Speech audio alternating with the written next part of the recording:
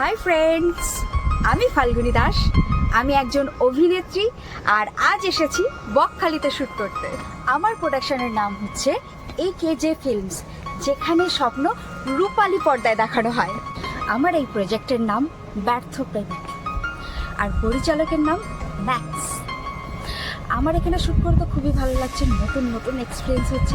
এখানকার মানুষগুলো খুব ভালো। খুব তাড়াতাড়ি রিলিজ হচ্ছে AKJ ফিল্মসের তরফ থেকে আমার এই নতুন প্রজেক্ট। আপনারা দেখতে কিন্তু ভুলবেন না।